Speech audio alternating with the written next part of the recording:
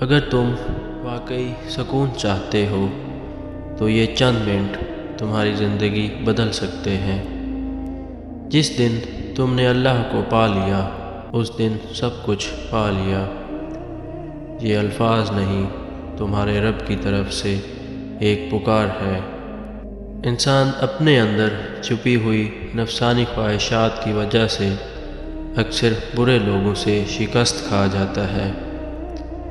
مولانا رومی فرماتے ہیں، وہ دل جو عشق سے خالی ہو، اگرچہ وہ بادشاہ کا دل ہی کیوں نہ ہو، وہ ریشمی کفن کے سوا کچھ نہیں، اور انجام کار صرف قبر ہے۔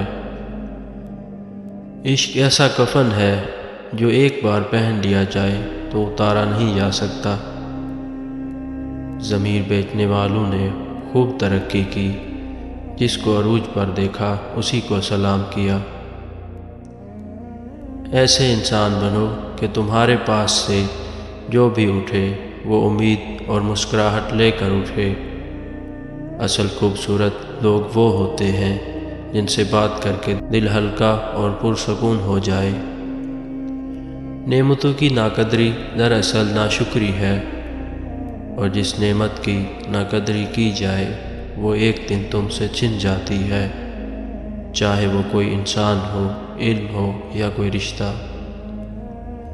حضرت علی علیہ السلام فرماتے ہیں، دل کا روزہ زبان کے روزے سے افضل ہے، اور زبان کا روزہ پیٹ کے روزے سے بہتر ہے۔ ہل چلانے والے کے نصیب میں پتھروں کی چوٹ ہوتی ہے، اگر یہ حوصلہ نہیں تو پھر بے فائدہ رہو۔ اگر انسان صبر اختیار کرے تو اس پر ہونے والی ہر زیادتی کا جواب عرش الہی سے آتا ہے۔ جب اللہ کسی بندے سے دوستی کرنا چاہتا ہے تو اس کی زبان پر اپنا ذکر اور اس کے دل میں اپنی فکر کے دروازے کھول دیتا ہے۔ انسان میں اتنی طاقت نہیں کہ وہ خود اللہ کا قرب حاصل کر لے، بلکہ اللہ جسے چاہتا ہے اس کی کمزوریوں اور گناہوں سمیت اپنی طرف کھینچ لیتا ہے۔ جنہیں خواب دیکھنے کا شوق ہوتا ہے انہیں رات کم لگتی ہے، اور جنہیں خواب پورے کرنے کا شوق ہو انہیں دن کم لگتا ہے۔ حضرت علی علیہ السلام فرماتے ہیں، جو شخص دوسروں کے راز ٹٹولتا ہے اللہ اس کے راز کھول دیتا ہے۔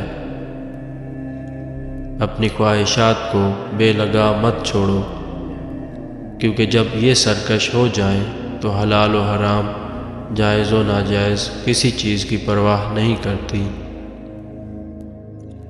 جو لوگ غصہ پی جاتے ہیں اور دوسروں کے قصور معاف کر دیتے ہیں، اللہ ایسے نیک لوگوں سے بہت محبت کرتا ہے۔ اللہ تعالیٰ قرآن میں فرماتا ہے، بے شک آسمانوں اور زمین کی تخلیق میں اور رات دن کے بدلنے میں عقل والوں کے لیے بڑی نشانیاں ہیں۔ جب کسی کام کا ارادہ کر لو تو پھر اللہ پر بھروسہ رکھو، یقیناً اللہ بھروسہ کرنے والوں کو پسند کرتا ہے۔ تکلیف وہ سواری ہے، اگر اس پر سوار ہونا آ جائے تو انسان صبر کی منزل تک پہنچ جاتا ہے، اور صبر وہ مقام ہے جہاں اللہ کا ساتھ ملتا ہے۔ کبھی انسان سے امید مت لگاؤ اور کبھی اللہ سے امید مت توڑو۔ دل اور نصیب اپنی مرضی کرتے ہیں، عقل کی چابی سے یہ دونوں نہیں کھلتے۔ ہزاروں ڈگریاں لے کر اور علم پر دسترس پا کر بھی اگر تم لفظوں کی روشنی آنکھوں سے نہ پڑھ سکو تو تم جاہل ہو۔ قیامت کے دن لوگ چیخ چیخ کر کہیں گے، ہمیں ایک بار دنیا میں واپس بھیج دو، ہم ساری زندگی سجدوں میں گزار دیں گے۔ اللہ تعالیٰ قرآن میں فرماتا ہے، ساری تعریفیں اسی اللہ کے لیے ہیں جس کا جو کچھ آسمانوں اور زمین میں ہے سب کچھ اسی کا ہے۔ اور آخرت میں بھی تعریف اسی کے لیے ہے، اور وہی کامل حکمت والا اور ہر چیز سے باخبر ہے۔ جتنا ہو سکے خاموش رہا کرو، کیونکہ اس میں نجات ہے۔ زیادہ تر گناہ انسان اپنی زبان سے ہی کماتا ہے۔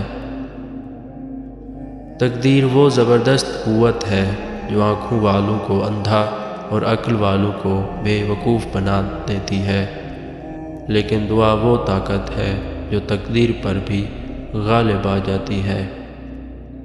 اے رب، میں تیرے سجدوں میں سر رکھ کر اپنے تمام غموں پر فتح پا لیتا ہوں۔ ایک میں ہوں کہ اس کے در سے ہٹتا نہیں، اور ایک وہ ہے جو پے در پہ عطائیں دیتا جا رہا ہے۔ ایک میں ہوں جو گناہوں سے نہیں گھبراتا، ایک وہ ہے جو بے حساب عطا کیے جا رہا ہے۔ ہر کوئی تمہیں نہیں سمجھے گا، یہی زندگی ہے اور یہی حقیقت ہے۔ اپنی خامیوں پر بھی نظر رکھا کرو، ہمیشہ قصور سامنے والے کا نہیں ہوتا۔ وقت تحریروں اور تصویروں میں تو رک جاتا ہے، مگر لوگ اپنی اپنی تقدیروں کے راستوں پر آگے بڑھ جاتے ہیں۔ اللہ کے نبی صلی اللہ علیہ وآلہ وسلم نے فرمایا، تمہارا رب اپنے بندوں کی اس ادا سے بے حد خوش ہوتا ہے جب وہ توبہ کر کے اس کی طرف پلٹ آتے ہیں۔